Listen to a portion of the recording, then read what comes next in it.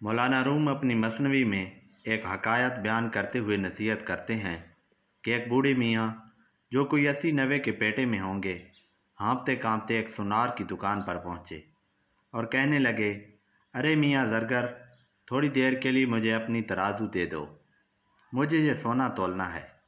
Sonar نے جواب دیا، بڑے میاں میں معذرت خواہ ہوں، میرے پاس چھلنی نہیں ہے۔ بڑے میاں نے حیرت سے کہا، یہ کیا مذاق ہے؟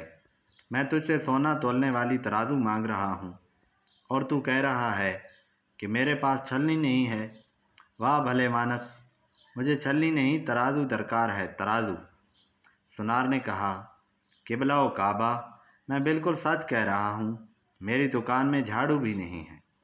بڑے میاں بھنا کر بولے، لا حول ولا قوت، یہ جھاڑو کہاں سے آ گئی؟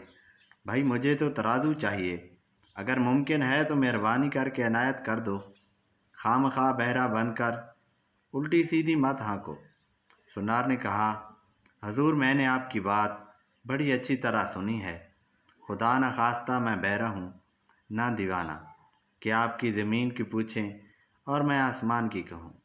اصل بات پر شاید آپ نے غور ہی نہیں فرمایا۔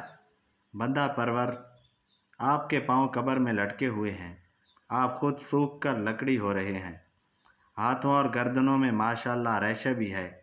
میں دیکھ رہا ہوں کہ آپ کے پاس جو سونا ہے وہ بھی کچھ برادہ ہے اور کچھ چورا ہے، ٹھوس ڈلی نہیں ہے۔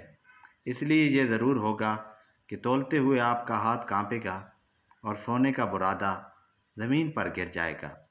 پھر آپ فرمائش کریں گے کہ بھائی ذرا جھاڑو عنایت فرماؤ تاکہ میں برادہ اکٹھا کروں۔ جب جھاڑو سے دھول مٹی جمع کریں گے تب فرمائیں گے کہ اب جھلنی کی ضرورت ہے تاکہ خاک چھان کر سونا الگ کر سکوں۔ میری دکان میں نہ جھاڑو ہے اور نہ چھلنی، اس لیے میں نے آپ سے پہلے ہی آپ کے کام کا انجام دیکھ کر اپنا جواب آپ کی خدمت عالیہ میں عرض کر دیا ہے۔ بہتر ہے آپ کسی اور سے ترازو مانگ لیجئے۔ مولانا رحمۃ اللہ علیہ فرماتے ہیں، اے عزیز، اس سونار سے دور اندیشی کا سبق حاصل کر۔ جو شخص صرف آغاز پر نظر رکھتا ہے وہ بصارت سے محروم ہے، اور جو انجام پر نگاہ رکھتا ہے وہ دور اندیش اور دانش مند ہے۔ ایسا شخص آخر میں کبھی شرمندہ نہیں ہوتا۔